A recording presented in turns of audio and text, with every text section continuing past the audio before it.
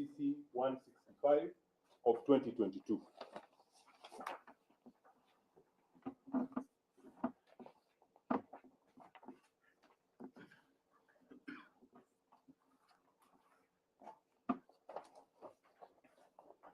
And my lord, at paragraph 23 of that decision,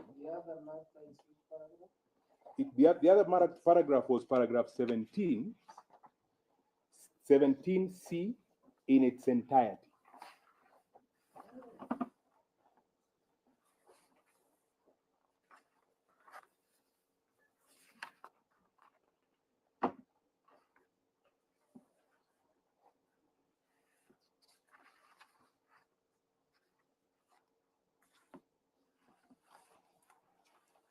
Well, the next decision I wish to refer you to is HCC 165 of 2022, Philomena Mbete Mwilu versus the British Broadcasting Corporation.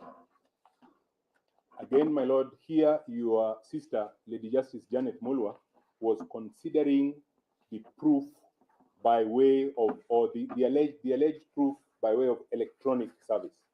And the electronic service again was by way of Order 5, Rule 22B. And at paragraph 22, this is what your learned sister states. Despite the plaintiff's submission that it indeed effected service via email addresses of the defendant, it failed to prove such service by filing an affidavit of service of the process server, and I emphasize attaching the electronic mail delivery receipt to confirm such service. My lord, that is what the law recognizes as proof of service. You don't print out the email you sent, attach it to an affidavit, and say you seek to persuade the court that you served as the law requires.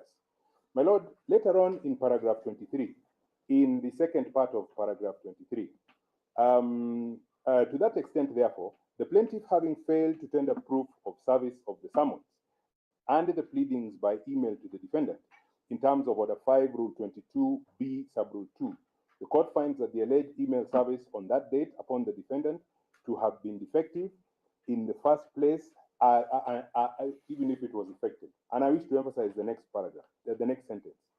The importance of service cannot be overstated. It accords the sued party an opportunity to be heard before any orders are issued against it. And this is a tenet of natural justice, which all legal systems allude and abide by, and it was held by the Court of Appeal in Patrick Omondi Opio trading as Dallas Pub versus Shaban Keller. My lord, that brings me to an important point. Service is an important gateway to the right to a fair hearing in Article 50.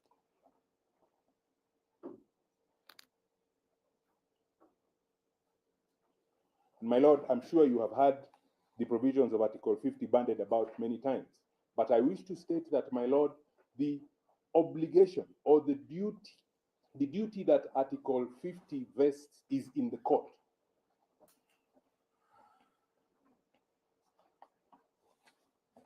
The duty vests the court with the duty, my lord, to ensure.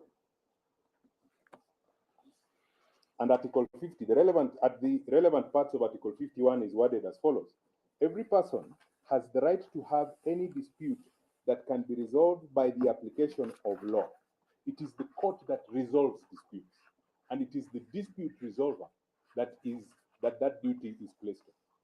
My lord, service is such an important part of court processes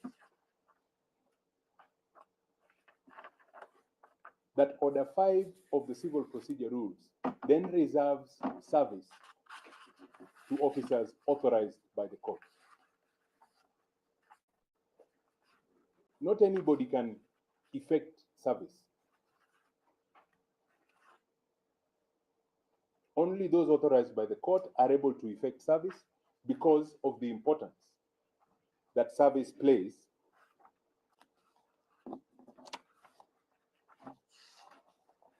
in the attainment of that right. My lord, the last decision I wish to refer you to is the decision of the Court of Appeal in Patrick Omondi Opio trading as Dallas Pub. It is the one referred to in the last decision. Patrick Omondi Opio trading as Dallas Pub versus Shaban Care.